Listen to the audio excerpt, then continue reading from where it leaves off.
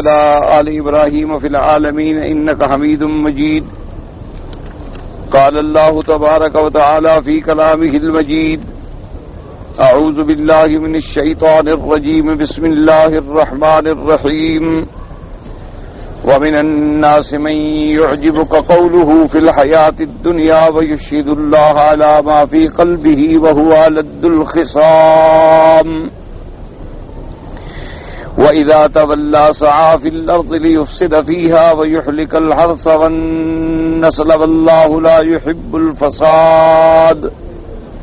إذا قيل له اتق الله أخذته العزة بالإثم فحسبه جهنم ولبئس المهاد.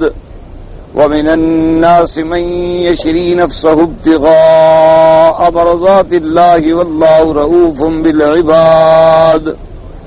قال المؤلف والمفسر رحمه الله تعالى: أدام النفع بعلومه وعلومكم في الدارين آمين، إلى أن قال: وقوله تبارك وتعالى: وإذا قيل له اتق الله أخذته العزة بالإثم، أي إذا وعظ هذا الفاجر في مقاله وفعاله وقيل له اتق الله وانزع عن قولك وفعلك وارجع إلى الحق امتنع وأبى وأخذته الحمية والغضب بالإثم، أي بسبب ما اشتمل عليه من الآثام.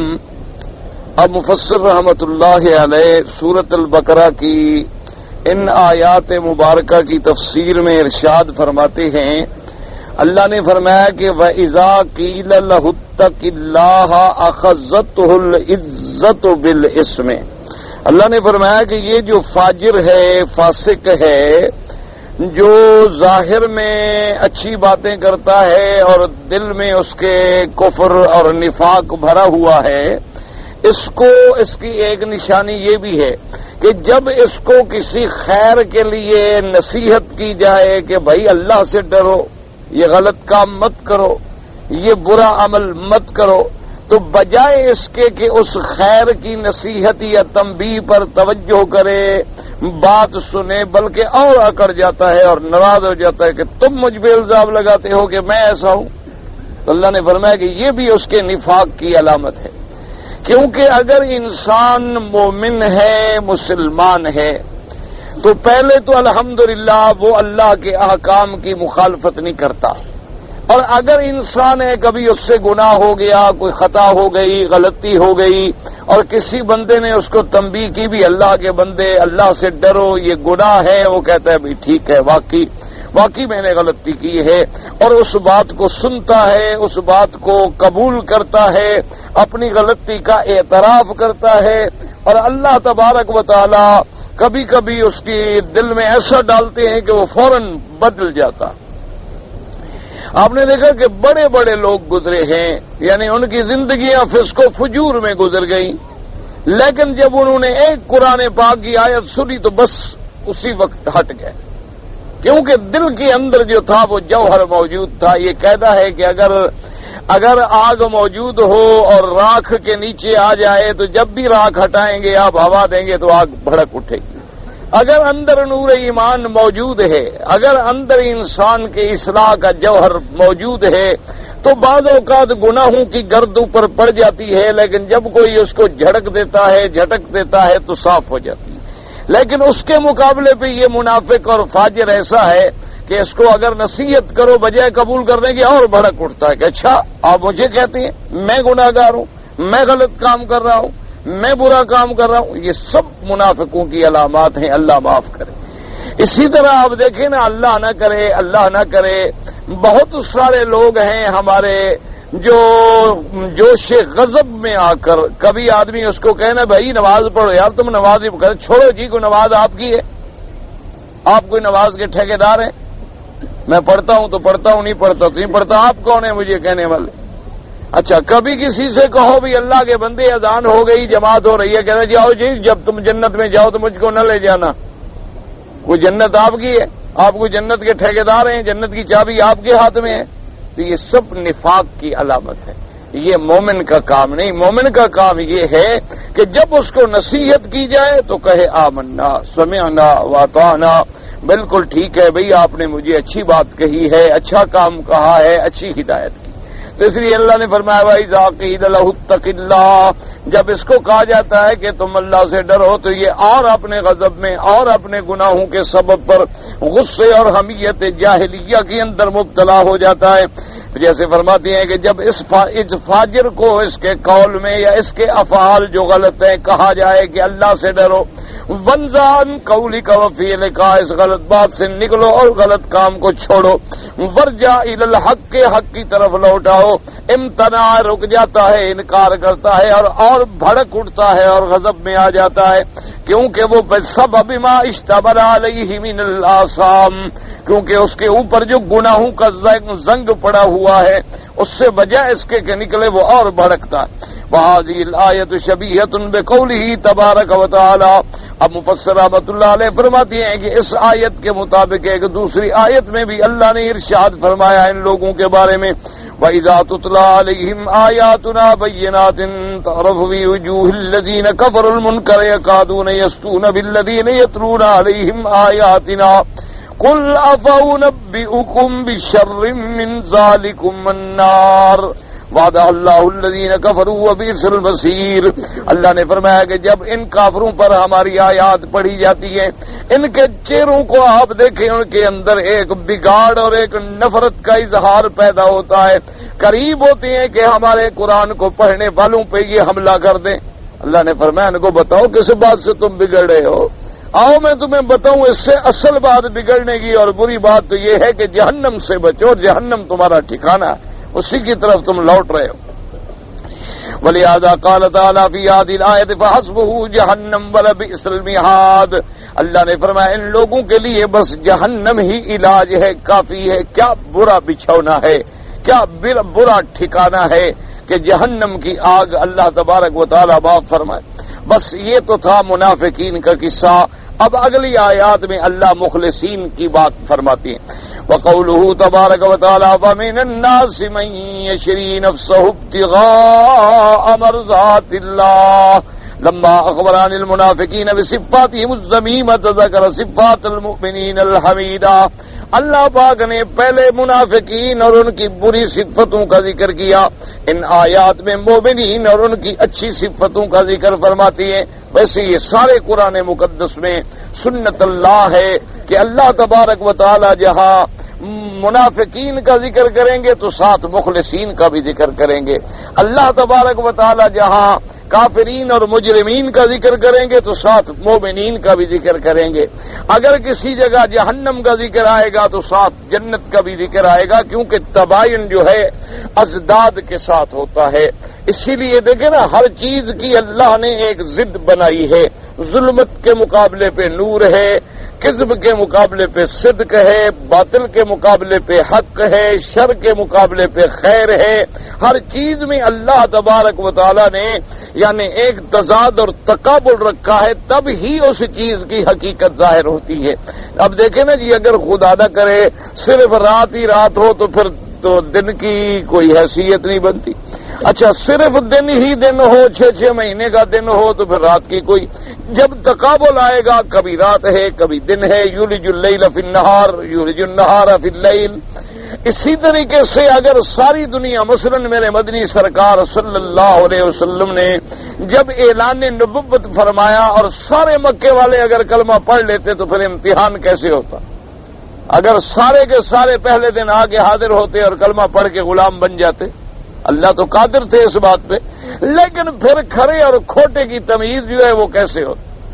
اس لیے پھر خدا کی قدرت ہے کہ صدیق، عمر، عثمان، علی، بلال، صہیب، خبیب رضوان اللہ علیہم اجمعین، ایک طرف مخلصین کی جماعت ہے اور ادھر ابھی جہل ہے، ابھی لہب ہے، عتبہ عتیبہ ہے، شیبہ ہے، ربیعہ ہے، ولید بن المغیرہ ہے، ادھر کفر کی طاقت ہے۔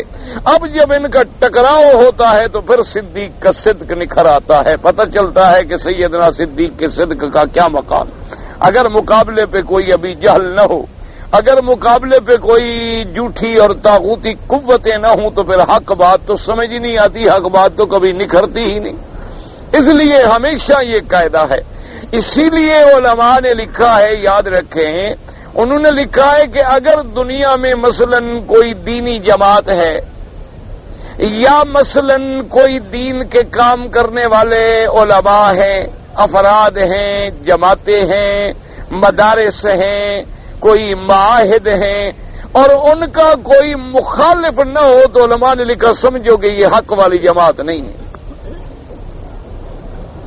اور نے کہا ہمیشہ ایک بات یاد رکھ لو کہ جس آدمی کی مخالفت نہ ہو تو سمجھ لیں کہ بھئی یہ بات جو ہے حق والی نہیں نظرتی۔ کیوں؟ اگر مخالفت نہ ہو تو پھر تو حضور محمد عربی کی نہ ہوتی صلی اللہ علیہ وسلم۔ جب اللہ کے نبی کی مخالفت ہوئی ہے تو اس کے سنت کے طریق پر چلنے والے کی مخالفت بھی ضرور ہوگی۔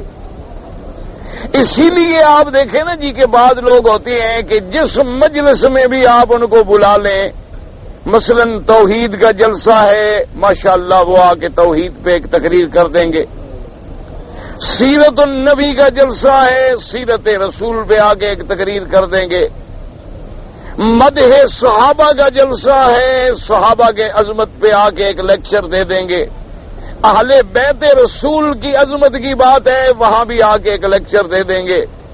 وجہ کیا ہوتی ہے کہ بھی ہر جماعت ہم سے راضی رہے، سنی بھی راضی، شیعہ بھی راضی، دیوبندی بھی راضی، بریلوی بھی راضی، تبلیغ والے بھی راضی، اہل حدیث بھی راضی، جہاں گیا جیسا رنگ دیکھا، جیسا رنگ چڑھا اسی ماحول میں بات کر دی، اور لوگ کہتے ہیں نہیں ماشاء بڑا مرنج انسان ہے، ماشاءاللہ بڑا جی کھلے دل کا آدمی ہے، کھلے دماغ کا آدمی ہے، اس کے دل میں جناب تعصب ہے ہی نہیں، وہ کسی کی مخالفت کرتا ہی نہیں۔ سمجھ لو یہ سب سے بڑا جھوٹا ہے، یہ سب سے بڑا مکار ہے، یہ حق والا آدمی ہو نہیں سکتا۔ یہ کیسے ہو سکتا ہے کہ وہ حق بات کہے اور کوئی مخالف پیدا نہ ہو؟ تو صاف ظاہر ہے کہ بھئی اس کا مقصد کیا ہے؟ بس صرف اپنی عزت جھوٹی بنانا چاہتا ہے، اس کا مقصد اللہ کا دین پہنچانا نہیں ہے۔ ورنہ آپ اندازہ کریں کہ اللہ کے نبی کو تو انگاروں پہ چلنا پڑے، کانٹوں پہ چلنا پڑے، تکلیفیں برداشت کرنی پڑے، خاتم الانبیاء یعنی سرکار مدینہ جس کے جمال کے مقابلے پہ جمال نہیں، کمال کے مقابلے پہ کمال نہیں، جس کے نوال کے مقابلے پہ نوال نہیں، لوگ ان کے راستے میں تو کانٹے بچھائیں اور اس کے راستے میں ہر جماعت پھول بچھائے، یہ کیسے ہو سکتا ہے؟ صاف ظاہر ہے کہ بھئی یہ بندہ حق کا نہیں۔ اس لیے علماء نے لکھا کہ سب سے پہلے اس بات کو نوٹ کیا کریں کہ اگر کوئی جماعت ہے اور اس کی مخالفت نہیں ہو رہی تو سمجھو کہ یہ حق کا کام کر ہی نہیں رہی، اس کا کوئی ایسے مشن ہوگا لوگوں کو خوش کرنے کے لیے کہ چلو بھئی کوئی رفاہی کام کر لیے، کوئی خیراتی کام کر لیے، او جی ماشاءاللہ جی فلاں آدمی بڑا ہی خیراتی کام کر رہا ہے اور جی سب کی مدد کرتے ہیں، جی انسانیت کی خدمت ہے۔ بھئی انسانیت کی ایک خدمت تو یہ ہے کہ آپ دنیا میں سردی سے اس کو بچائیں، اصل خدمت تو یہ ہے کہ آپ اس کو جہنم کی آگ سے بچائیں۔ انسانیت کی اصل خدمت تو یہ ہے کہ آپ اس کو جہنم سے بچائیں، جہنم سے چھڑائیں۔ یہاں تو روٹی ملی تو گزر جائے گی، نہ ملی تو گزر جائے گی، پلنگ پہ سو گیا تو گزر جائے گی، مٹی پہ سو گیا تو گزر جائے گی۔ اصل مشکل تو اگلی زندگی ہے جس میں ہم نے ہمیشہ زندہ رہنا ہے کہ اس کے لیے کیا کر رہے ہیں ہم۔ تو اس لیے اللہ پاک نے جہاں بھی قرآن میں واقعہ بیان کیا منافقین کا ذکر ہے، اب اللہ پاک ان آیات میں مخلص مومنوں کا ذکر فرماتی ہے۔ وقال ومن الناس من يشري نفسه ابتغاء مرضات الله قال ابن عباس وانس وسعيد بن المسيب وابو عثمان النهدي واكرمه وجماعه نزلت في صهيب بن سنان الرومي وذلك انه لما اسلم بمكه واراد الهجره منع الناس ان يهاجر بماله وان احب ان يتجرد منه يهاجر فعل وتخلص منهم وآتاهم ماله فانزل الله فيه هذه الآية۔ حضرت ابن عباس، حضرت انس، سعید ابن المسیب، ابو عثمان اور بہت بڑی جماعت صحابہ تابعین کی فرماتی ہیں کہ یہ آیت جو ہے اتری ہے صہیب ابن حضرت صہیب ابن سنان رومی صحابی ہیں میرے مدنی محمد مصطفیٰ کے رضی اللہ تعالی عنہ۔ جب آپ اسلام لے آئے مکے میں اور آپ نے ارادہ کیا کہ ہجرت کروں مدینہ منورہ کی طرف، تو کفار قریش جو تھے وہ اکٹھے ہو گئے۔ انہوں نے کہا دیکھو ایک بات سنو، یا تو سارا مال چھوڑ دو اور چلے جاؤ، اگر مال لے کر جانا چاہتے ہو تو پھر ہم تمہیں نہیں جانے دیں گے۔ اس نے کہا ٹھیک ہے، میں سب کچھ چھوڑنے کے لیے تیار ہوں لیکن اسلام چھوڑنے کے لیے تیار نہیں۔ اور اس کے بعد فرماتی ہیں کہ وہ چلے گئے، فانزل اللہ فی هذه الآیہ، اللہ نے قرآن پاک میں یہ آیت نازل فرمائی، فتلقى عمر بن الخطاب وجماعة الى طرف الحرة وقالوا له ربح البيع وقال وانتم فلا اخسر الله تجارتكم وما ذاك فاخبروه ان الله انزل في هذه الآیہ۔ اب جناب جب یہ حضرت صہیب بن سنان الرومی ہجرت کر کے مدینہ منورہ تشریف لے گئے، اور ہرہ مدینہ شریف میں جگہ ہے، اس کو کہتے ہیں ہرہ شرقیہ، ہرہ غربیہ، دو پہاڑ ہیں نا، ایک مشرق کی جانب ایک مغرب کی جانب، تو ایک ہرہ شرقی کہلاتا ہے، ایک ہرہ غربی کہلاتا ہے۔ جب یہ وہاں پہنچے تو حضرت امیر المومنین سیدنا عمر بن الخطاب رضی اللہ تعالیٰ عنہ اور ایک صحابہ کی جماعت جو تھی وہ ان کو ملی، انہوں نے دیکھا کہ حضرت صہیب آ گئے تو سب نے مبارک دی اور کہا ربح البیع ربح البیع، انہوں نے کہا مبارک ہو بھی، تم تو تجارت میں نفع حاصل کر گئے، تم کامیاب ہو گئے تجارت میں۔ اس نے کہا بھی اللہ تم لوگوں کو بھی کامیاب کرے، مجھے بتاؤ تو صحیح میں نے کون سی تجارت کی ہے جس میں کامیاب ہو گیا ہوں؟ تو انہوں نے کہا اللہ نے اپنے نبی پہ قرآن بھیجا ہے تیرے واقعے کے بارے میں، وَمِنَ النَّاسِ مَن يَشْرِي نَفْسَهُ ابْتِغَاءَ مَرْضَاتِ اللَّهِ، کہ میرا مدنی دیکھو ان مومنوں کی مثال اس شخص کی کہ جس نے اپنا سب کچھ جو ہے لٹا کے اللہ کی رضا حاصل کر لی، سودا کر لیا۔ تو تمہاری جو بے تجارت ہوئی ہے، کامیابی ہوئی ہے، اللہ نے قرآن اتارا ہے، اللہ نے اپنے نبی کو خبر کی ہے، اس لیے ہم تمہیں مبارک دے رہے ہیں کہ تم ربح البیع، تمہارا بیع شراء جو ہے اس میں تم نے بڑا نفع کما لیا۔ اس کے بعد جناب فرماتے ہیں قال ابن اخبروا ويروي ان رسول اللہ صلی اللہ علیہ وسلم قال ربح البيع صہیب، اور ایک روایت میں یہ ہے کہ جب وہ حضور کی خدمت میں حاضر ہوئے تو حضور نے فرمایا ربح البيع یا صہیب، صہیب تیرا سودا بڑا کامیاب ہو گیا۔ بھئی تیرا سودا تو بڑا کامیاب ہے، اللہ نے قرآن میں تیرے سودے کا ذکر کر دیا ہے۔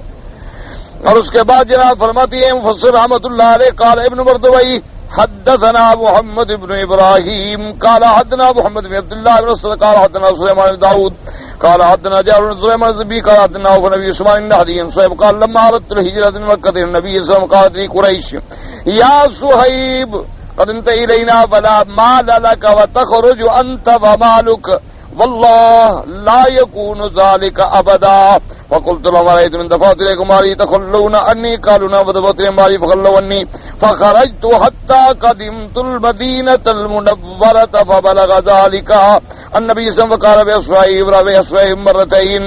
اس روایت میں یوں ذکر آتا ہے کہ حضرت صہیب فرماتی ہیں کہ میں نے جب ہجرت کا ارادہ کیا کہ میں مکہ چھوڑ کے مدینہ منورہ جاؤں، لیکن یاد رکھو اس زمانے میں ہجرت جو ہے حضور پاک کے زمانے میں، سرکار مدینہ کے زمانے میں ہجرت فرض تھی، یعنی جیسے نماز فرض ہے، روزہ فرض ہے، حج فرض ہے، ہجرت کرنا بھی فرض تھا۔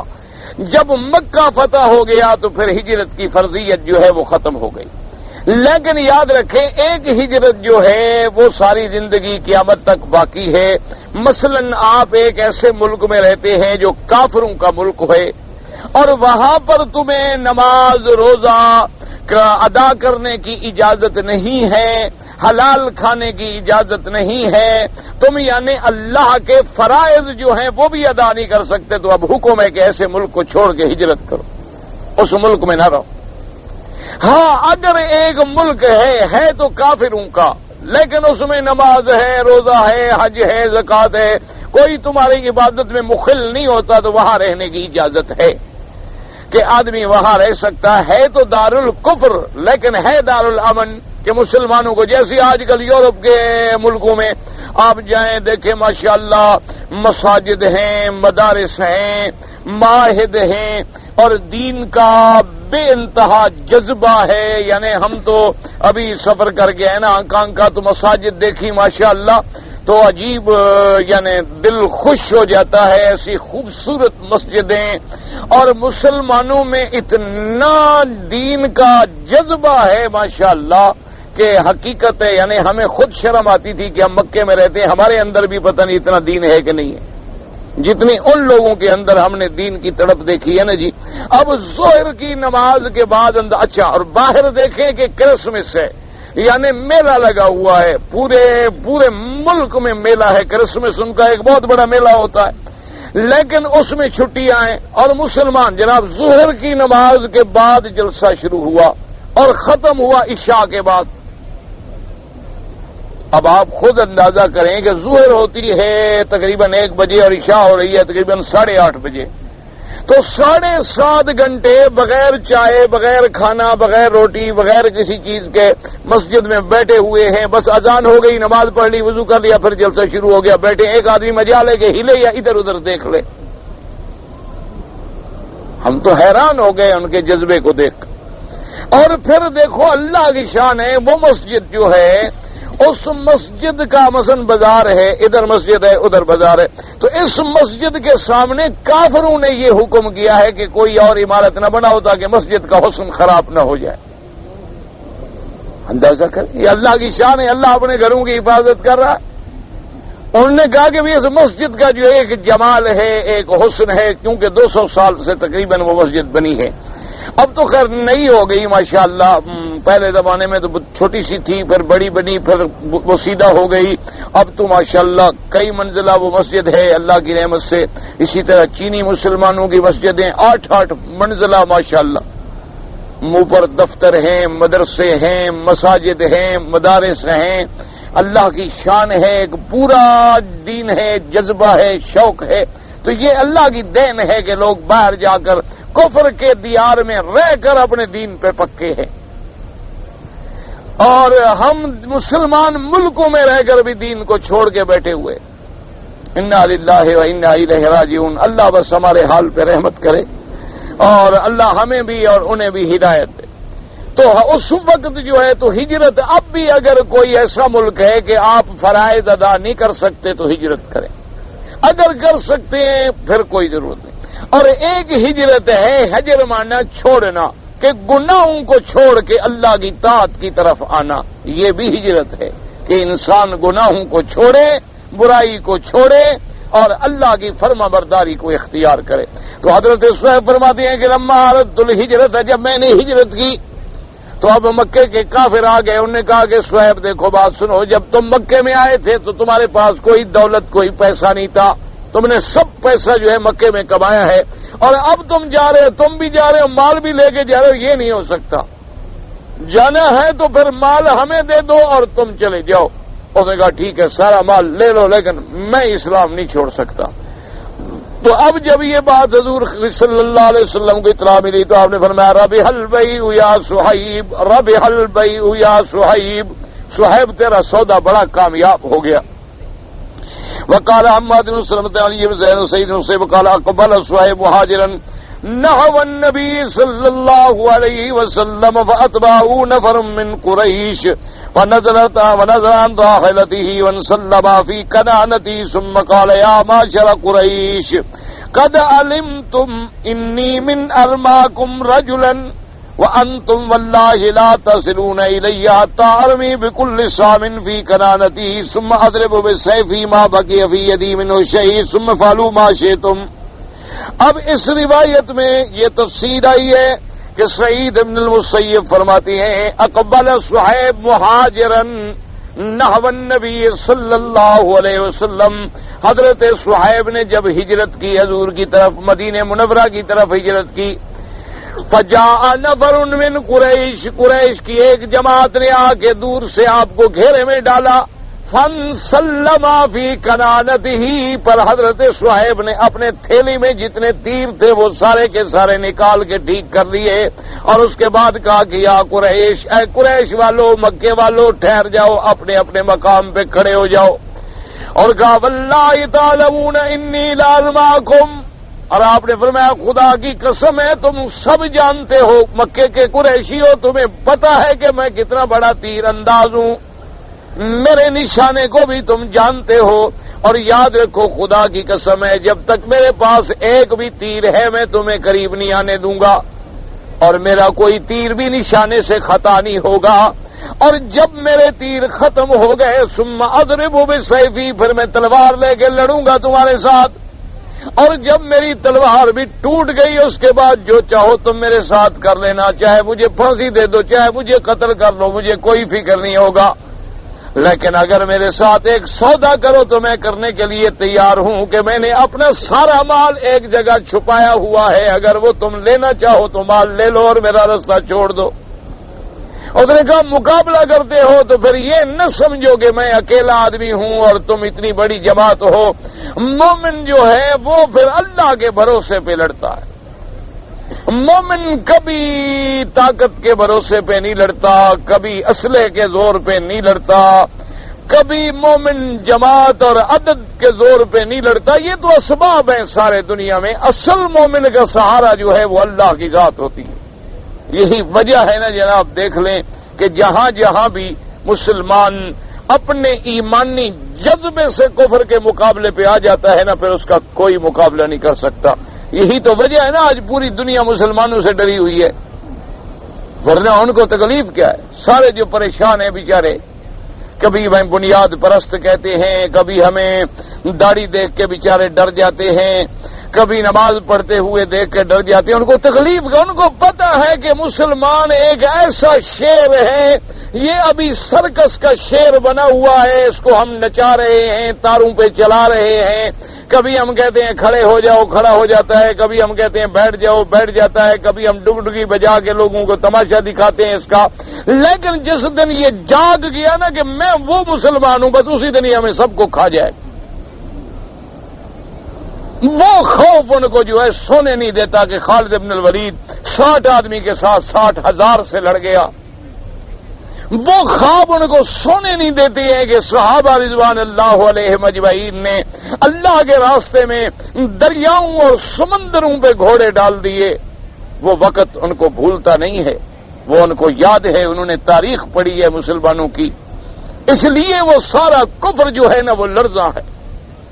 اس لیے تاریخ میں لکھتے ہیں نا کہ ایک دفعہ ٹیپو بیچارے نے شکست جب کھائی تو شکست کھانے کے بعد فوجیں تتر بتر ہو گئیں، اکیلا ہو گیا، تو بیچارہ کپڑے شپڑے بدل کے، لباس بدل کے اپنا سفر کر رہا تھا کہ میں کہیں محفوظ مقام پہ چلے جاؤں تاکہ دشمنوں کے ہاتھ میں نہ ہوں۔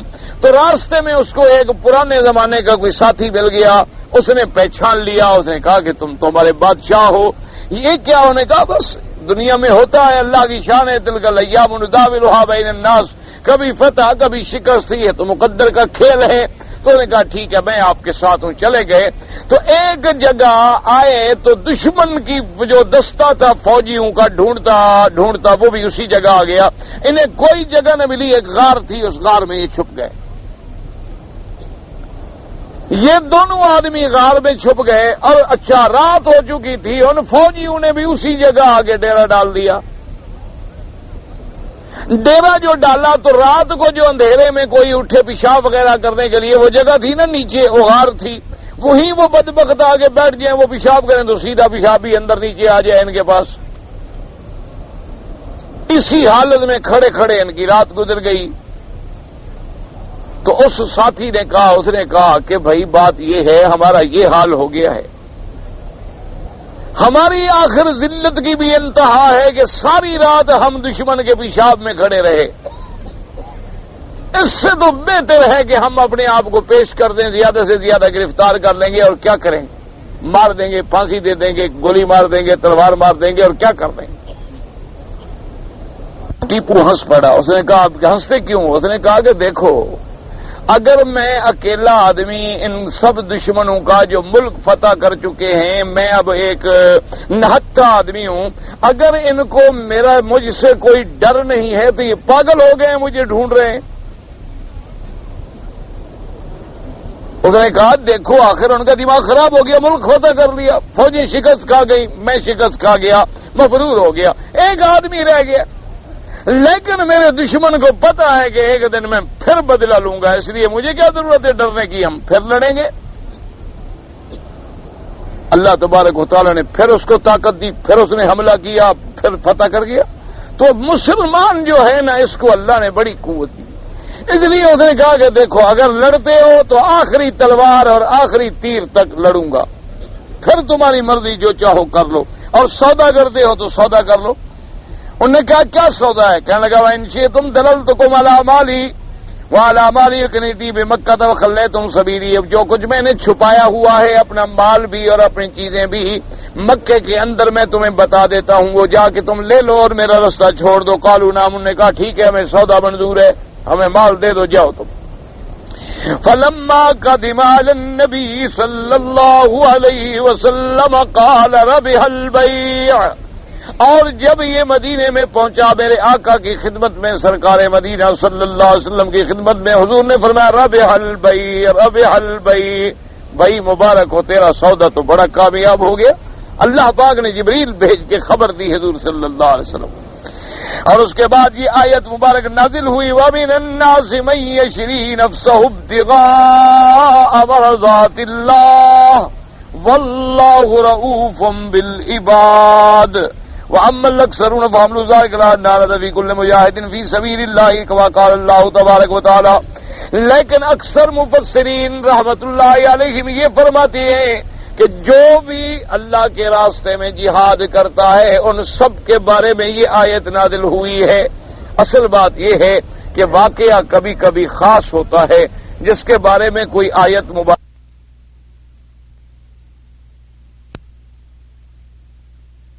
میں کیا چیز ہو سکتی ہے. جیسے کہ اللہ پاک نے فرمایا ان اللہ اشترى من المؤمنین انفسهم واموالهم بان لهم الجنہ يقاتلون في سبيل الله فيقتلون ويقتلون وعدا عليه حقا في التوراة والإنجيل والقرآن ومن أوفى بعهده من الله فاستبشروا ببيعكم الذي بايعتم به وذلك هو الفوز العظيم. اللہ پاک نے فرمایا ان اللہ اشترى من المؤمنین انفسهم واموالهم، اللہ نے مسلمانوں سے ان کی جانیں ان کے مال لے کے سودا کیا ہے کہ اپنی جان مال دے دو اور جنت مجھ سے لے لو. یہ بھی اللہ کا کرم ہے، ورنہ ہماری جان مال کس کی ہے؟ تو اللہ اپنی چیز ہم سے لے لیں تو یہ اس کی مہربانی نہیں، چیز بھی اس کی. کہتا ہے جی مجھے دیتے ہو، سودا کرتے ہو میرے ساتھ، تو یہ بھی اس کا کرم ہے.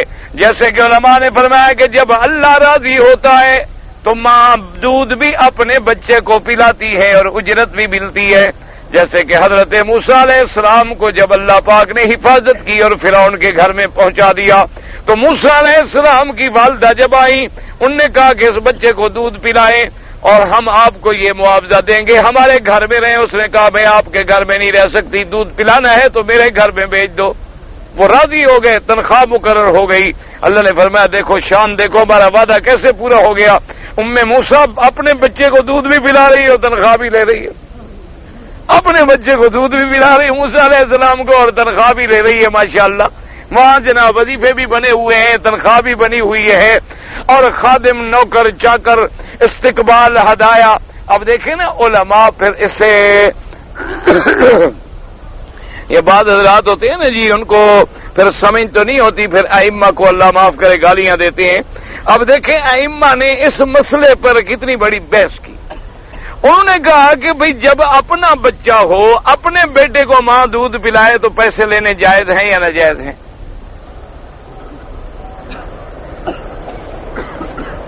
اب جن کو سمجھ نہیں ہوتی وہ کہتے ہیں دیکھو جی یہ اماموں نے بڑا خراب کیا. اماموں نے خراب نہیں کیا، ہمارا عقل خراب ہو گیا. انہوں نے تو اللہ کے قرآن اور حدیث کے ایک ایک مسئلے کو کھول کے رکھ دیا تھا کہ کوئی دشمن اگر اعتراض کرے. مثلا ایمان سے کہیں کہ اگر کوئی آدمی کافر کھڑا ہو جائے وہ کہے کہ جناب یہ نبی کی ماں ہے، اپنے بچے کو دودھ پلا رہی ہے اور ناجائز تنخواہ بھی لے رہی ہے، تو آپ کے نبی کی ماں کا یہی مرتبہ ہوتا ہے کہ جھوٹ بول کے تنخواہ لیتی رہے؟ پھر آپ کیا جواب دیں گے؟ اگر نعوذ باللہ ثم نعوذ باللہ ثم نعوذ باللہ ایک کافر بدبخت یوں کھڑا ہو جائے وہ کہے کہ بھی آپ کہتے ہیں ہمارا خدا عادل ہے، منصف ہے اور اللہ کا ہر فیصلہ حق ہے. دیکھو جی عجیب حق ہے کہ ماں کو بچہ واپس کرا دیا اور پیسے بھی دلا رہے ہیں، پھر آپ کیا جواب دیں گے؟ دشمن کی زبان تو نہیں پکڑ سکتے ہو نا، مسلمان کی زبان تو رک جاتی ہے بھی اللہ کے قرآن میں آمنا و صدقنا، بس حضور صلی اللہ علیہ وسلم کا فرمان ہے آمنا و صدقنا، ہمارا ایمان ہے، لیکن دشمن کی زبان پہ کون تالے لگائے گا؟ یعنی آپ اندازہ کریں کہ وہ دشمن بدبخت کہ سیدنا ابی بکر خلیفہ بنے میرے نبی کے، سیدنا عمر خلیفہ بنے، سیدنا عثمان خلیفہ بنے، چوتھے خلیفہ بنے سیدنا علی رضوان اللہ علیہم اجمعین۔ چلو ہم تو مسلمان ہیں نا جی، ہمارا تو ایمان ہے آمنا و صدقنا، لیکن جس کے دل میں بغض ہے اور جس کے دل میں رفض ہے اور جس کے دل میں صحابہ دشمنی ہے، وہ کہتا ہے جناب 1400 سال کے بعد آج آپ اپنی پارلیمنٹ کو روتے ہیں کہ بڑے بڑے جگیردار اور سرمایہ دار ایم این اے بنتے ہیں، یہ تو اسلام میں ہوتا آیا ہے، نبی کے بعد بھی سرمایہ دار خلیفہ بنے، جو غریب تھا علی وہ رہ گیا پیچھے۔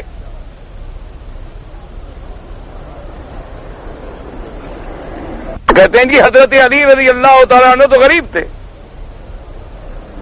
حضرت علی رضی اللہ تعالیٰ عنہ کے پاس تو دولت نہیں تھی، پیسہ نہیں تھا، حتیٰ تو کہ ان کے پاس تو شادی کا خرچہ بھی نہیں تھا، وہ تو 2 اونٹنیاں انہوں نے پالی تھی کہ میں لکڑیاں چن چن کے بازار میں بیچ کے پیسے اکٹھے کروں گا اور بی بی فاطمہ سے شادی پہ خرچ کروں گا، اور وہ دونوں اونٹنیاں بھی سیدنا حمزہ نے ذبح کر ڈالی،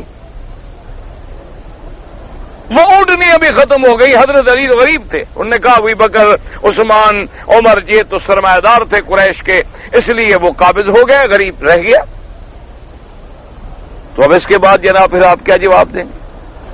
تو اگر یہ ائمہ کرام نہ ہوتے، اگر یہ محدثین عظام نہ ہوتے، اگر یہ تابعین کرام نہ ہوتے، اگر یہ علماء حق کا اور اللہ کے اولیاء نہ ہوتے تو آج ہم دشمن کے سامنے زبان کھولنے کی طاقت بھی نہیں رکھتے تھے۔ یہ وہ لوگ ہیں اللہ ان کی قبروں پہ کروڑوں رحمتیں فرمائے کہ صحابہ کا دور آیا، پھر تابعین کا آیا، تبع تابعین کا آیا، ائمہ فقہا کا آیا، ائمہ محدثین کا آیا، ائمہ مجتہدین کا آیا، اللہ کے اولیاء کا آیا، انہوں نے ایک ایک مسئلہ جو ہے کھول کے ہمارے سامنے رکھ دیا۔ انہوں نے کہا دیکھو سرمایہ دار اگر یہ 3 تھے، مکے میں سرمایہ دار تھے یا مدینے میں تھے؟ بھئی اگر ابی بکر عمر عثمان کو تم سرمایہ داری کا تانا دیتے ہو تو مکے میں یا مدینے، یہ تو سارے مکے میں جائیداد والے تھے، جب ہجرت کر کے گئے یہ تو سارے کے سارے برابر ہو گئے۔ مدینے منورہ پہنچنے کے بعد، ہجرت کرنے کے بعد، آقا رسول اللہ صلی اللہ علیہ وسلم بین المہاجرین والانصار، حضور نے مہاجر اور انصاری کو بھائی بنایا کہ ایک انصاری ایک مہاجر، بھئی تم بھائی ہو، تاکہ اس مہاجر کو لے جاؤ، اس کے کھانے کے، روٹی کے، رہنے کے، رہائش کے تم ذمہ دار ہو۔ اس وقت تو سب برابر ہو گئے۔ اب اس کے بعد اگر کسی نے، اللہ نے کسی کو مدینے میں بھی دولت عطا فرما دی تو یہ تو پھر اللہ تبارک و تعالیٰ کی شان ہے کہ مکے کی سرمایہ داری تو غالب نہیں آئی۔ اور پھر ان کی دولت کو دیکھیں کہ حضرت علی رضی اللہ تعالیٰ عنہ بیٹھے ہوئے ہیں اور آپ اتنے غمگین ہیں، اتنے محزون ہیں کہ حضرت عثمان رضی اللہ تعالیٰ عنہ جب گزرے اور جب دیکھا تو حیران ہو گئے، پوچھا کہ یا علی ما بکا، کیا ہو گیا ہے کہ تم اتنے اداس بیٹھے ہو؟ اس نے کہا کیا کہتے ہو؟ اللہ کے نبی نے، خاتم الانبیاء نے اپنی پیاری بیٹی کا رشتہ دینا قبول کر لیا ہے، اللہ کا شکر ہے، میری تمنا تھی کہ مجھے حضور داماد بنا لیں، لیکن میرے گھر میں تو روٹی کا ایک ٹکڑا نہیں ہے، محمد عربی کی بیٹی کو لے کے گھر میں کیا دوں؟ تو حضرت عثمان نے فرمایا کہ لا تحزن یا علی، انہوں نے کہا علی تم غم نہ کرو، دولت عثمان کی ہوگی، شادی علی کی ہوگی، میری ساری دولت تجھ پہ قربان ہے، جتنی خرچ کرتے ہو کرو۔ تو جس کی دولت حضرت علی کے کام آتی رہی، جس کی دولت اسلام کے کام آتی رہی، جس کی دولت غزوہ تبوک میں کام آتی رہی، ان کو تم ان سرمایہ داروں اور جاگیرداروں سے مثال دیتے ہو جو ڈاکو ہیں۔ تو اس لیے ہمیشہ یاد رکھیں۔ اب دیکھیں علماء نے مسئلہ بیان کیا، انہوں نے کہا کہ پہلی بات تو یہ سمجھو کہ یہ سارا قدرت کا فیصلہ تھا کہ اللہ نے موسیٰ علیہ السلام کو واپس کیا اور فرعون کے گھر میں حفاظت کر کے اپنی قدرت کا نظارہ دکھلایا کہ فرعون تم خدائی کے دعوے کرتے ہو اور تیرا قاتل تیرے گھر میں پل رہا ہے، تم خود دودھ پلوا رہے ہو، اور جاہل تمہیں تو اپنے دشمن کا بھی پتہ نہیں ہے اور دعوے کرتے ہو خدا بننے کے۔ اور دوسری بات یہ تھی کہ موسیٰ علیہ السلام کی قوم کے 6 لاکھ آدمی کو فرعون نے ظلم و جبر کی چکی میں لگا کے اپنا نوکر بنایا ہوا تھا، اگر اس کی قوم کا 6 لاکھ کی مزدوری کھا جائے اور ایک موسیٰ علیہ السلام کے دودھ کے پیسے مل جائیں تو کون سے حرام ہو جائیں گے؟ اس لیے علماء نے پیسے کی، ان ائمہ نے اللہ کے دین کو سمجھایا اور قرآن کو سمجھایا۔ اگر یہ لوگ نہ ہوتے تو آج ہم دشمن کے سامنے کبھی کھڑے ہو کے جواب بھی نہ دے سکتے۔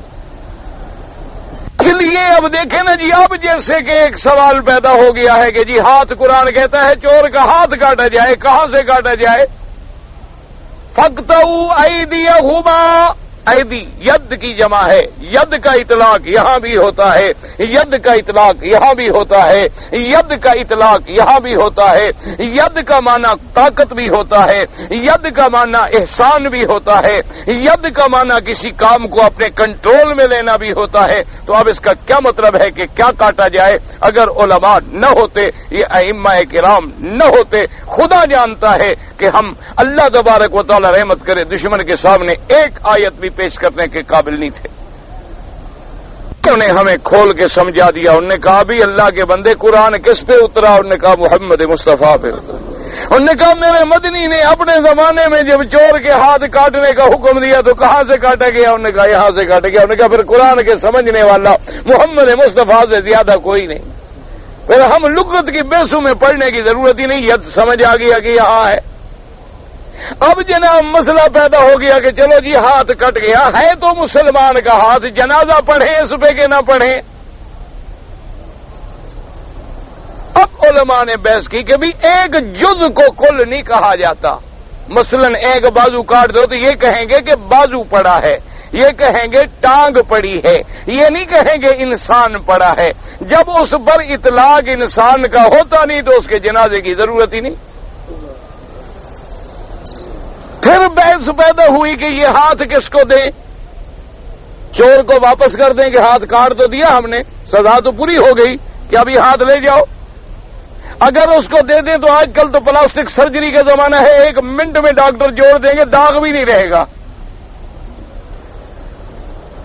آج کل تو ایسی سرجری ہوتی ہے نا جی، اب تو اتنا سرجری یعنی اپنے عروج پہ چلی گئی ہے کہ جب وہ سلائی کرتے ہیں تو اس ایسے مادے سے انسان کی جلد کے مادے کا وہ دھاگا بنتا ہے کہ سلائی کے بعد وہ خدا کی قدرت ہے وہ جلد میں مکس ہو جاتا ہے، پتہ ہی نہیں لگتا کہ آپ نے آپریشن کیا تھا۔ تو اس پر بھی علماء نے ائمہ نے ہمیں سمجھایا کہ حضور نے فرمایا ہاتھ کاٹنے کے بعد آگ پہ تیل گرم کر لیتے تھے اور ہاتھ اس میں ڈال دیتے تھے۔ اس کے 2 فائدے ہو گئے، ایک تو یہ ہو گیا کہ اس زمانے میں خون بند کرنے کے کوئی انجیکشن نہیں تھے، خون بند کرنے کے لیے کوئی سٹیچنگ کا انتظام نہیں تھا کہ ہم رگوں کو ٹانکے لگا دیں، اس زمانے میں یہ تو بات تھی نہیں، تو خون کیسے بند؟ جل گیا، خون بند ہو گیا۔ اور دوسرا یہ ہے کہ جلنے کے بعد پلاسٹک سرجری نہیں ہو سکتی، تو کٹنے کے بعد تو ہو سکتی ہے۔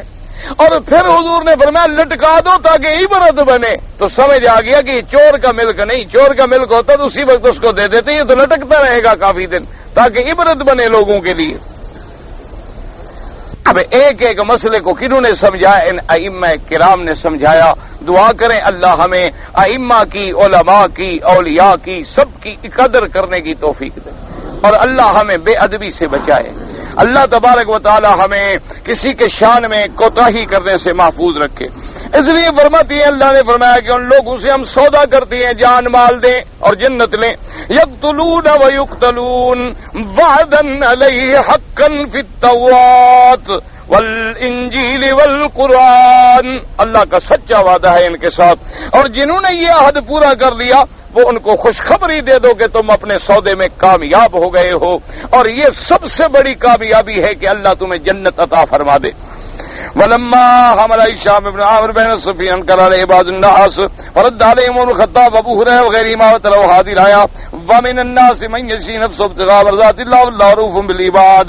ہشام بن عامر بین الصفین جب اس کو اٹھایا گیا تو بعض لوگوں نے انکار کیا، آپ نے فرمایا نہ بھی جن لوگوں نے اللہ کے راستے میں جان دے دی ہے ان کا سودا جو ہے وہ بڑا کامیاب ہے۔ دعا کرو اللہ پاک ہمیں بھی دین و دنیا میں کامیاب فرمائیں اور اللہ پاک ہمیں ادب دیں۔ اچھا جی، صبح کی نماز کے بعد عصر کی نماز کے بعد، ہاں جی، اگر صبح کی نماز کے بعد طواف کریں تو امام ابو حنیفہ رحمۃ اللہ علیہ فرماتے ہیں کہ اس کی 2 رکعتیں سورج نکلنے کے بعد پڑھیں، عصر کے بعد طواف کریں تو مغرب کے بعد پڑھیں۔ باقی ائمہ کے نزدیک حد حرم میں، مکہ میں، مسجد میں ہر وقت جائز ہے۔ عمرہ کرتے ہوئے کندھا نکالنا صرف طواف میں ہے، اس کے بعد کندھے کے اوپر کپڑا ڈال لیا جائے، آگے پیچھے کندھے نکالنے کی کوئی ضرورت نہیں ہے۔ اگر آدمی نے احرام نیت کر کے باندھ لیا، بعد میں احرام تبدیل کر سکتا ہے۔ تبدیل مانا یعنی احرام اگر پلید ہو گیا، احرام خراب ہو گیا، بدل لے، کوئی بات نہیں، دھو ڈالے، چادر اور پہن لے، کوئی مسئلہ نہیں ہے۔ مغرب کی اذان کے بعد کچھ لوگ سنتیں پڑھتے ہیں، جب سورج ڈوب گیا تو اب نماز جائز ہے۔ ہمارے ملک میں چونکہ مغرب کے درمیان وقفہ ہی نہیں ہوتا، اذان ختم ہوئی اور اول ٹائم فوراً نماز مغرب پڑھے کھڑی ہو جاتی ہے، یہاں چونکہ ٹائم ہوتا ہے، اور ایک حدیث میں ہے کہ اذان اور تکبیر کے درمیان میں 2 رکعتیں جو ہیں وہ بہت بڑا ثواب ہے، اس سنت پہ بعض لوگ عمل فرماتے ہیں۔ لیکن ایک حدیث میں آتا ہے کہ صحابہ پڑھتے تھے لیکن مغرب کے وقت نہیں پڑھتے تھے، تو اس لیے امام ابو حنیفہ رحمۃ اللہ علیہ فرماتے ہیں کہ غروب کے بعد فوراً اذان، اذان کے بعد فوراً نماز کھڑی کریں، چونکہ ایک تو یہ ملائکہ کے جانے کا وقت ہے، اس لیے جلدی آخری ہماری جو گواہی ہو وہ اللہ کی عبادت میں مشغولیت کے لیے ہو، اور باقی ائمہ کے نزدیک چونکہ یہاں وقت بھی ہے اس لیے گنجائش ہے۔ کہتے ہیں جی جب ہم نماز پڑھتے ہیں تو دل میں برے برے خیالات آتے ہیں، کوئی بات نہیں، یہ ایمان کی علامت ہے۔ اگر تمہارے دل میں ایمان نہ ہو تو چور کو اندر آنے کی ضرورت ہی نہیں ہے۔ شیطان اندر گھستا ہی تب ہے جب اس کو پتا ہے کہ اندر کوئی مال پڑا ہے۔ اگر اندر ایمان نہ بجا لے، کافر کو کبھی وسوسہ آئے، یہودی کو کبھی وسوسہ آئے، ان کا دل اندر خالی ہے تو شیطان کو جانے کی ضرورت ہی نہیں ہے۔ یہ وسوسہ آنا تمہارے ایمان کی نشانی ہے، یہ بری بات نہیں، یہ اچھی بات ہے، اس کا کوئی فکر نہ کیا کرو۔ ویسے اس کا علاج ہے، علماء نے بتلایا ہے، علاج یہ ہے کہ مثلا میں نے 2 رکعت نفل پڑھی، شیطان نے وسوسے ڈالنے شروع کر دیے، تو اب سلام پھر کے 2 اور پڑھ لو، پھر وسوسے ڈالے پھر اور 2 پڑھ لو، پھر قریب نہیں آئے گا دوسرے دن، وہ کہے گا یہ تو اور بڑھتا جا رہا ہے، چھوڑو اسی کو 2 ہی پڑھنے دو، ورنہ یہ تو 6 پڑھ ڈالے گا۔ شیطان کو بھگانے کا علاج اللہ کا ذکر ہے نا۔ وہ ایک مثال مشہور ہے نا کہ ایک اللہ کے ولی کی تہجد رہ گئی، تو صبح کو سارا دن وہ روتے رہے، نفلیں پڑھتے رہے، دوسری رات جو سوئے تو تہجد کے وقت سے بھی پہلے شیطان انسان کی شکل میں آ کے جگانے لگا کہ اٹھو جی اٹھو، نماز کا وقت ہو گیا۔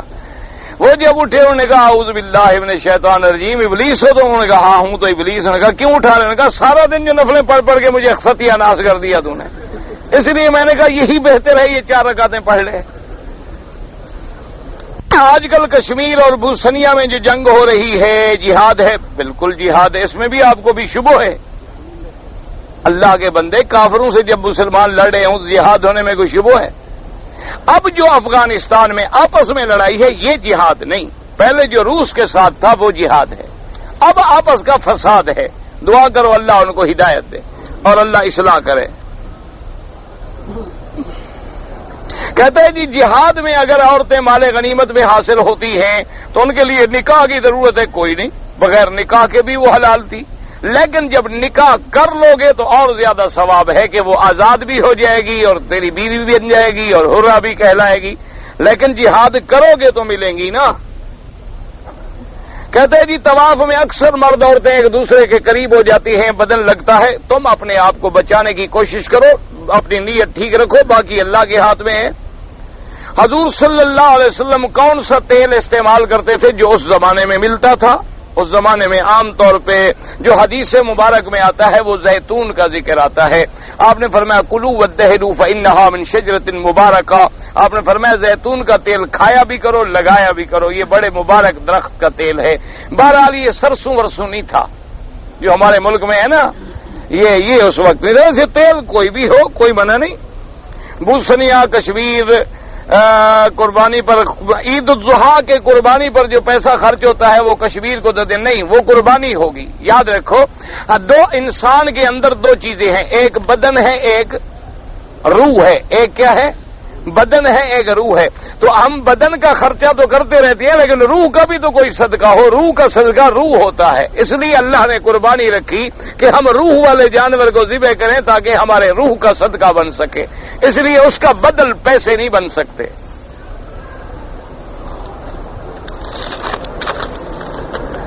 ایک آدمی نے کراچی سے احرام حرام میں داخل ہوا، عمرہ نہیں کیا، مدینے چلا گیا. ماشاءاللہ کراچی سے احرام باندھا، حرم میں آ گیا، عمرہ نہیں کیا تو کرنے کیا آیا تھا؟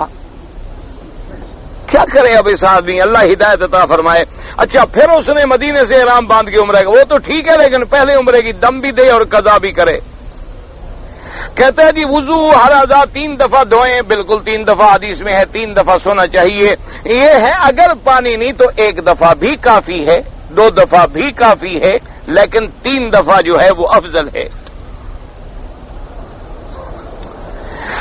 ایک آدمی حج کے مہینے میں عمرہ کرے، مکے میں رہتا ہے، اگر اس نے میقات سے عمرہ کیا ہے تو حج تمتع ہوگا. حاملہ عورت کے لیے روزے کا کیا حکم ہے؟ اگر اس کو خطرہ ہے بچے کو تو روزہ نہ رکھے، بعد میں قضا کرے. خطرہ نہیں ہے تو روزہ رکھے.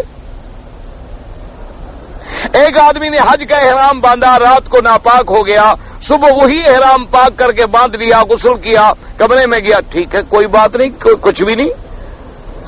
ہاں حج کی 8ویں 9ویں 10ویں تک کندھا ننگا رکھیں، بالکل نہیں، صرف طواف میں. 2 سگی بہنیں ہیں، 2 سگے بھائیوں کے گھر میں ہیں، کیا وہ ایک دوسرے کی بیوی کو محرم بن کے لا سکتا ہے؟ کیوں لا سکتا ہے؟ وہ بہنیں ہیں آپس میں، یہ ان تو بھائی کے ساتھ اس کی بیوی ہے، اس کی بیوی ہے، محرم تو نہیں ہے. اللہ کے بندے وہ تو بلکہ دیور ہے، اور دیور تو موت ہوتا ہے. سالی کو تو ویسے بھی آپ آدھی گھر والی سمجھتے ہیں، اسی کو حج میں لائیں گے آپ، پھر حج اس کا بھی ہو گیا تمہارا بھی ہو گیا انشاءاللہ. دونوں کا حج برباد. ایک عورت ناپاکی کی حالت میں میقات سے احرام باندھ کے آتی ہے، پاک نہیں ہوتی، احرام والے کپڑوں میں رہتی ہے، پاک ہونے کے بعد غسل کر کے دوسرے کپڑے بدل لیتی ہے، ٹھیک ہے بالکل کوئی منع نہیں، کپڑے بدلے گی، کیوں نہیں بدلے گی وہ کپڑے؟ کہتے ہیں جی اسلامی نقطۂ نظر سے ایک بچے کی پیدائش سے دوسرے بچے کے لیے 2 سال کا وقفہ. یہ پتہ نہیں تم نے اسلامی نقطۂ نظر کہاں سے پڑھا ہے کہ 2 سال کا وقفہ ضروری ہے. یہ تمہارا کوئی اپنا اسلام ہے. قرآن حدیث میں نہیں ہے کہ 2 سال سے پہلے دوسرا بچہ پیدا نہ ہو.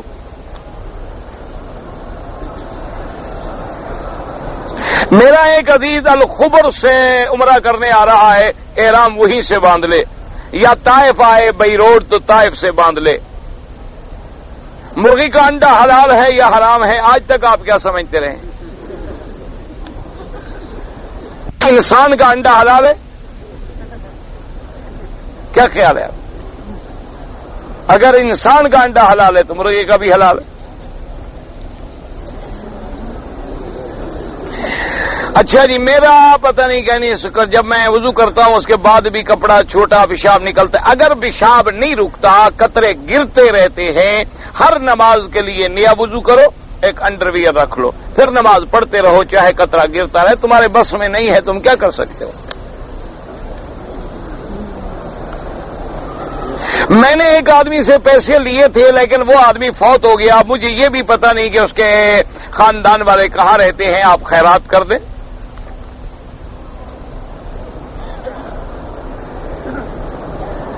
دیہات کے حالات ایسے ہوتے ہیں کہ وہاں غسل خانہ نہیں ہے اور بیوی نے مثلا غسل کرنا ہے تو کیا خامد کپڑا لے کے کھڑا ہو جائے، پردہ بنا لے اور بیوی نہا لے؟ بالکل کوئی منع نہیں، کچھ نہیں. اور ویسے اگر تم پردہ لے کے کھڑے ہو جاؤ تو کپڑا ویسے باندھ دو، ضروری کھڑا ہونا ہے تم نے، ویسے منع کوئی نہیں، بیوی ہے تمہاری.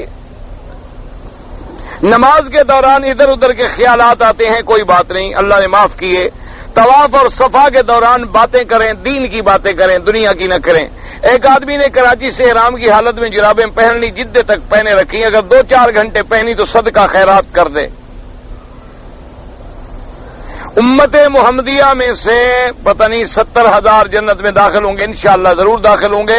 یہ وہ لوگ ہیں جو شرک نہیں کرتے، اللہ پہ توکل کرتے ہیں، کاہن نجومی پہ اعتقاد نہیں کرتے، اور یہ کوے کہانیوں پر، بلی کتے کے راستے کاٹنے پر شک نہیں کرتے، وہ لوگ ہیں۔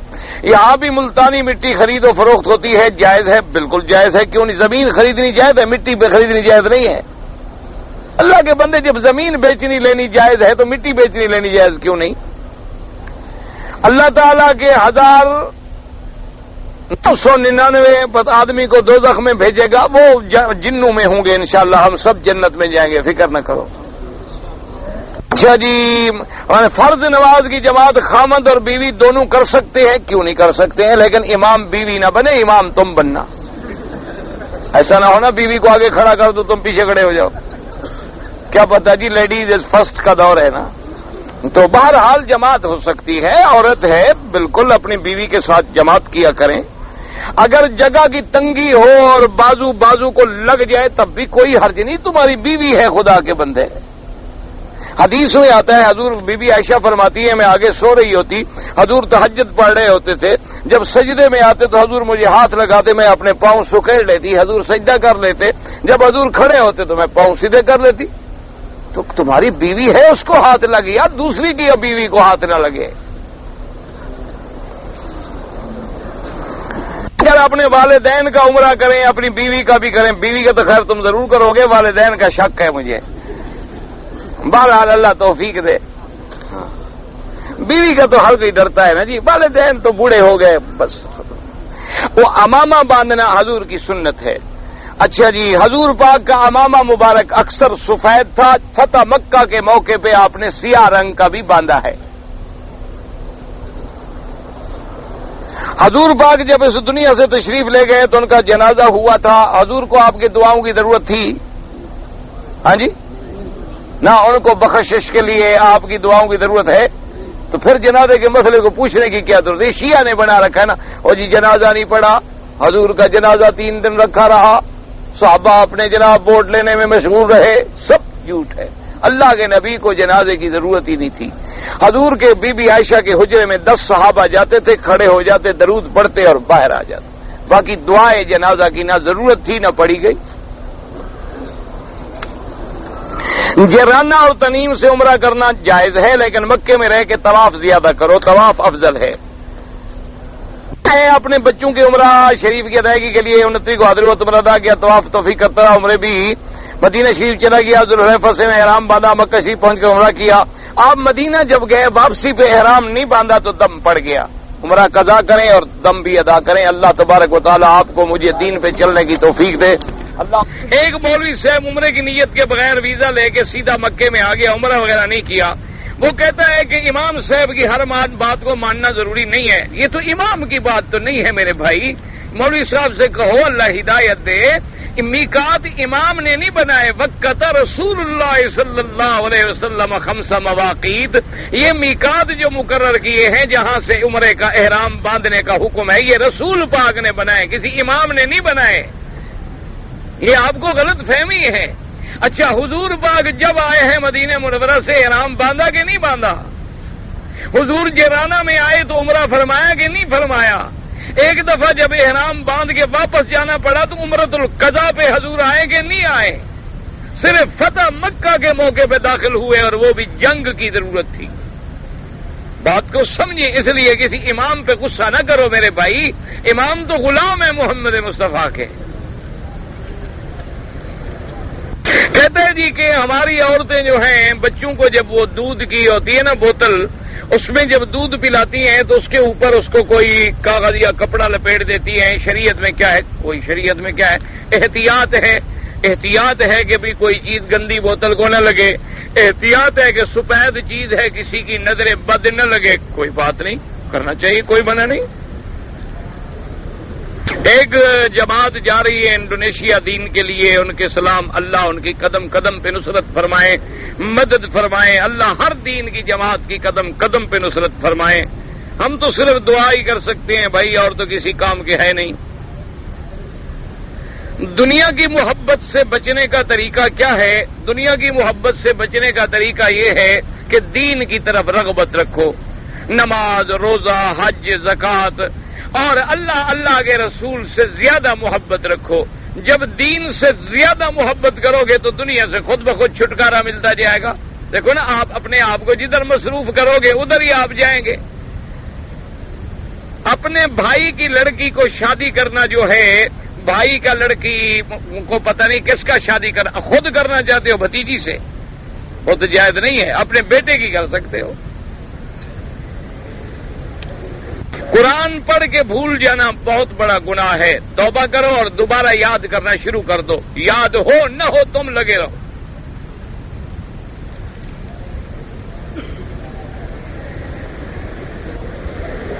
کہتے جی کہ ہم نے جمعہ کی نماز حج کے دوران میں اپنے خیمے میں ادا کی، کیونکہ ہم وہاں تک نہیں جا سکتے تھے۔ اگر آپ کو صفیں نظر آ رہی تھی تو ٹھیک ہے، اگر نظر نہیں آ رہی تھی، صرف ریڈیو پہ پڑھتے رہے تو پھر تو ریڈیو شریف امام ہو گیا۔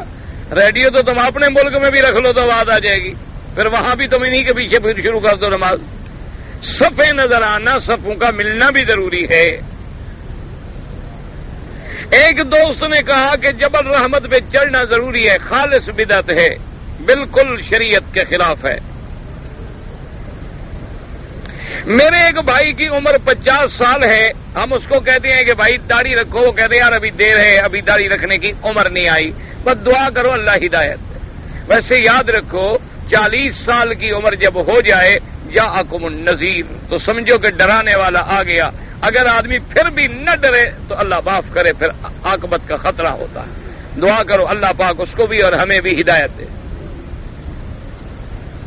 ویزا مجھے مل گیا ہے، پاکستان جانے کے لیے پیسوں کی ضرورت اور پریشانی ہے، بالکل اللہ سے دعا مانگو۔ مکے میں بیٹھ کر بھی تم پریشان ہو تو پھر کیا علاج ہو سکتا ہے؟ بھئی تم خدا کے گھر میں بیٹھے ہو، جا کے بس طواف کرو اور ملتزم پہ کھڑے ہو کے رونا شروع کر دو، اللہ کے آگے کوئی مسئلہ ہی نہیں۔ بات تو یقین کی ہے، لیکن اگر تم نے بندوں سے مانگا، بندے نہیں دیتے، فکر نہ کرو۔ اللہم صلی علی سیدنا محمد وعلی سیدنا محمد وسلم۔ یا اللہ عالم اسلام کی عزت کا فیصلہ فرما، یا اللہ کفر کی ذلت کا فیصلہ فرما، یا اللہ مجاہدین کشمیر، بوسنیا، شیشان مجاہدین کی قدم قدم پہ نصرت فرما۔ یا اللہ مسلمان اراکان میں ہیں، ملابار میں ہیں، برما میں ہیں، بنگلہ دیش میں ہیں، ہندوستان میں ہیں، پاکستان میں ہیں، افغانستان میں ہیں، عرب عجم میں ہیں، ان کی جان مال آبرو عزت کی حفاظت فرما۔ یا اللہ اسلامی ملکوں میں قرآن و سنت کا قانون جاری فرما۔ یا الہ العالمین ہماری ظاہری باطنی روحانی جسمانی بیماریاں پریشانیاں سب اپنی رحمت سے دور فرما۔ یا الہ العالمین بے دینوں کو دین عطا فرما، بے حیاؤں کو حیا عطا فرما، بے اولادوں کو